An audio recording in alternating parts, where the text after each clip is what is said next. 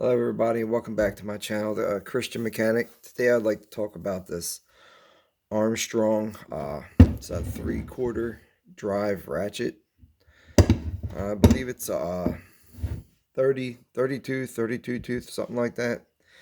The part number is HA51.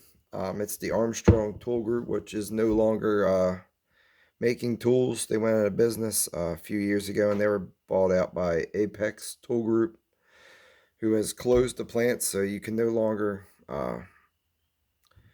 they're no longer going to be making tools. And this one here, I had bought this one from a older mechanic that it was retiring, so I bought all of his toolboxes, and this was in one of them.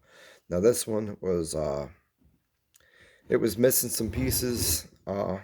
The screws were missing, or one of the screws were missing, and just had like a different kind of screw in it and everything else. So I took it apart. I went online. I couldn't find no rebuild kits for it anywhere. So I just went online. Well, I found out what size the screws were, and I had to order them off the line because they were a special size screw. I can't remember what size they were. So I ordered the screws, got the screws online, and then I just went to Harbor Freight, and they have kits of like all different kinds of springs. And I bought one of those kits and found the spring that was similar to the one that was in there, because one of the springs was basically it was not working at all. So when you switched the lever, it wasn't really working very well.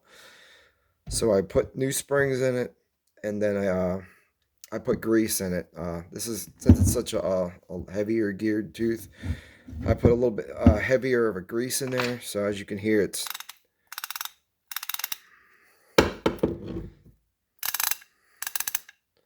so it does work. And they also oiled the ball detent too. And this one here has got a strong ball detent. Also with Armstrong tools, they were in, and they're kind of like the Proto tool group, or Proto tools, where they're in like an industrial tool. It says they were also used in aerospace and the military. So this is like an industrial style tool. So it's a good tool. Like I said, anyway, they don't make these no more. I can't find rebuild kits for them, so I just basically just made my own rebuild kit. But I'm gonna open it up and just show you guys the inside of it at least. If you have one of these and you're, if you want to replace the springs and the hardware, this could be some ideas for you. Like I said, I couldn't find it in anvil or the lever switch, but like I said, I can at least replace the hardware and the springs on it with something that was working. So there's the screws. Let me I'll zoom in for you real quick. And here's the plate.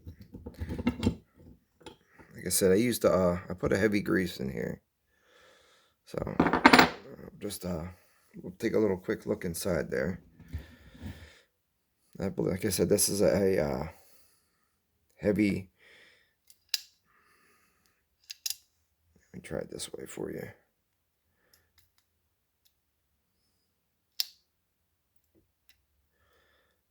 You see the, like I said, there are the springs that I put in there, the two newer springs. I don't want to take this thing apart, but there we go.